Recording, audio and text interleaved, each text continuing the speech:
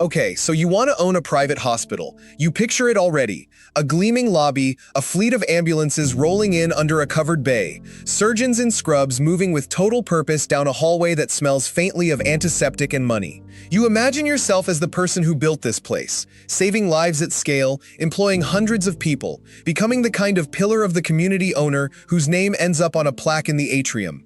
And underneath the mission, there's a quieter thought, the one that actually gets people to write the check. Healthcare is recession-proof. People will always get sick. Insurance pays the bills. Surely, of all the businesses on Earth, this is the one where the money is guaranteed. Here's what that picture leaves out. In 2023, the median operating margin across American health systems was negative 0.1%. It recovered slightly in 2024. Then it fell again. By early 2026, the median hospital in this country was operating on a margin of 0.4%, less than half a cent of profit for every dollar that walks through the door. And here's the detail that should really unsettle you. In the same period this was happening, private equity firms poured over $500 billion into buying hospitals. $500 billion flowing into an industry running on margins so thin they're barely visible under a microscope. Either some of the smartest capital in the world made a $500 billion mistake, or they figured out something about this business that has nothing to do with treating patients at all. Let me show you the first thing nobody tells you before you sign the deed, because it changes everything that follows. In almost every business you've ever heard of, you set your own price. You decide what a haircut costs, what a hotel room costs, what a plate of food costs. In this business, you don't. Someone else does. Government programs and private insurers negotiate, dictate, and in many cases, simply announce what they're willing to pay you for the exact same procedure, and you have almost no leverage to argue. In 2024, Medicare reimbursed hospitals at just 83 cents on the dollar. 83 cents for care that was already delivered, already staffed, already paid for out of your own payroll. That single gap created more than $100 billion in underpayments across the industry in a single year. And Medicare and Medicaid combined aren't some small slice of your patients. For many hospital systems, those two programs make up more than 60% of total reimbursement. So more than half of the people walking through your doors are paying you, on average, less than what it costs you to treat them. And you agreed to see them anyway, because that's the deal you sign the moment you open a hospital in this country.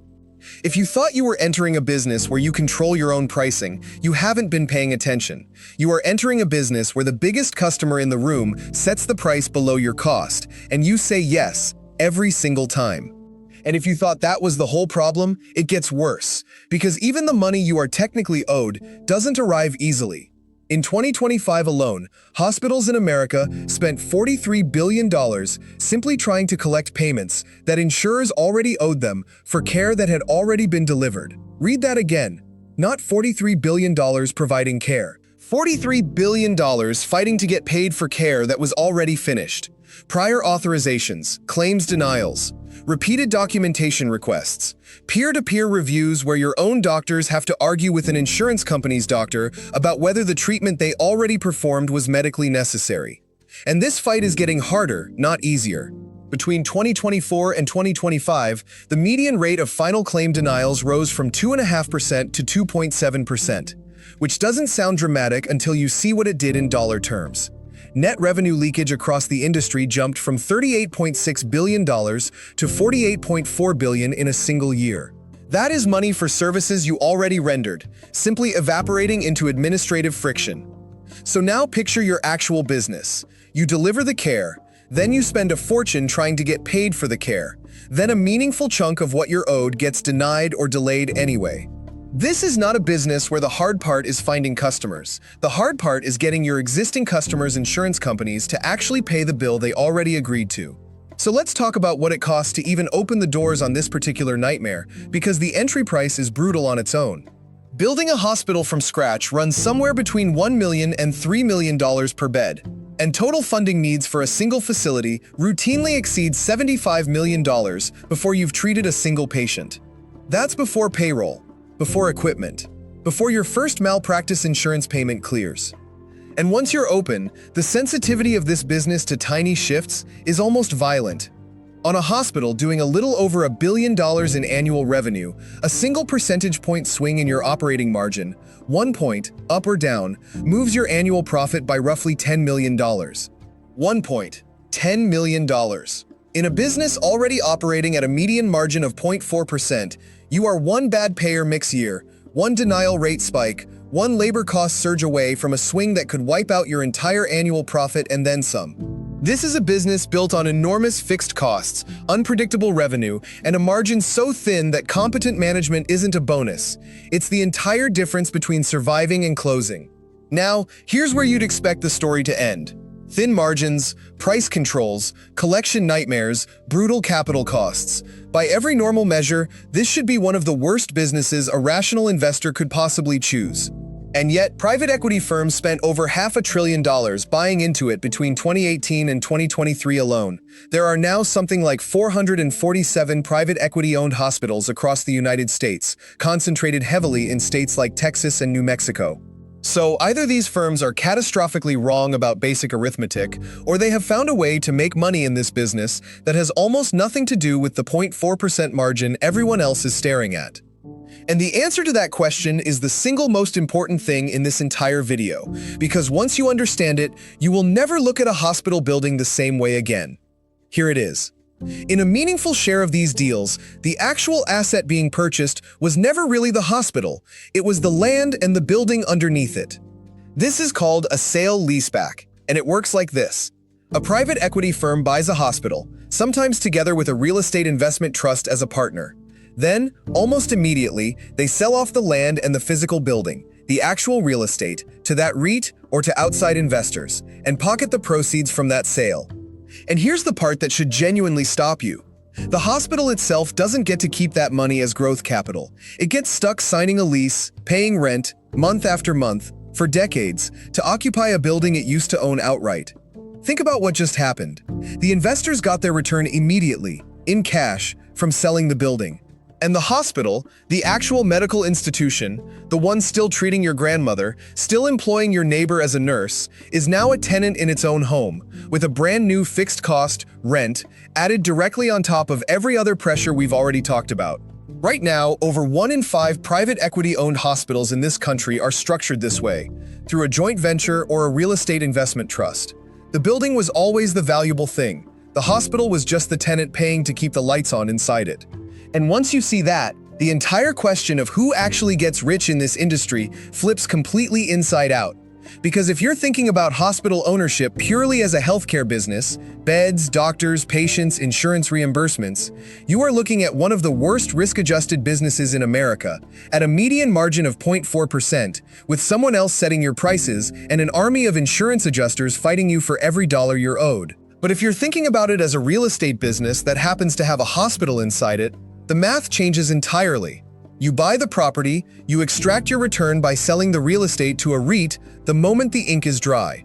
You collect steady, contractually guaranteed rent for decades from a tenant that, by federal and state law, cannot simply pack up and move down the street, because relocating a hospital is almost impossible, and because that tenant's patients, staff, and entire community depend on it staying exactly where it is. You've just built one of the most captive, most reliable rental income streams in the entire economy. The medicine was never the profit engine. The medicine was the reason the tenant could never leave. This is why the efficiency story you sometimes hear about private equity in hospitals is only half true, and it's worth being honest about both halves. Research comparing acquired hospitals to similar hospitals that stayed independent found real operational improvements. Costs per patient discharge dropped by over $400 on average, and operating margins improved by nearly 2 full percentage points. Administrative overhead genuinely does get trimmed. Some of these owners really are running tighter, smarter operations than the ones they replaced. That part is true, and it matters. But it sits right alongside the other half of the story, the one researchers keep flagging with real concern. A business model built around the pursuit of outsized returns over short time frames, financed with heavy debt, extracting the real estate value up front, and leaving the hospital itself carrying the rent, the leverage, and the risk. Both of these things are happening simultaneously, in the same industry, sometimes inside the very same deal. The efficiency is real. The extraction is also real. And the entire outcome for any specific hospital depends almost completely on which owner walked through the door, and what they actually did with the deed once they had it. So can you actually make money owning a private hospital? Here's the honest answer, and it depends entirely on which business you think you're building. If you're building a pure healthcare operator, running the beds, running the staff, collecting from Medicare, Medicaid, and commercial insurers, and hoping quality care and smart cost control get you to a healthy margin, you are fighting for fractions of a percentage point in an industry where a single point swing moves $10 million, where the government sets more than 60% of your prices below your actual cost, and where you'll spend tens of billions of dollars industry-wide every year just convincing insurers to pay what they already agreed to owe. That is a real business, and disciplined operators do survive and even thrive in it, but it rewards operational excellence over almost anything else, and it punishes anyone who assumed healthcare would simply take care of itself. If instead, you understand that the real estate underneath a hospital is one of the most captive, least mobile, most reliably occupied commercial properties in existence, you are looking at a completely different opportunity. One where the medical operation is simply the reason the rent check never bounces. And that's the truth almost nobody says out loud about this industry. The romance of owning a hospital is completely real. The genuine good of a well-run facility, the lives it saves, the community it holds together in a way almost no other business can. That is not a lie, and it deserves to be taken seriously. But underneath that romance sits one of the most brutal, tightly controlled cost structures in American business, where you don't set your prices, where getting paid what you're owed is a fight in itself, and where the smartest capital in the world figured out, years ago, that the safest way to profit from that fragility was to own the ground the hospital can never leave. You can be moved by what happens inside those walls and still understand with total clarity that for a growing share of the industry, the walls themselves became the entire point. Because here's what you're actually buying when you buy a private hospital. You are not buying a guaranteed, recession-proof cash machine just because people will always get sick.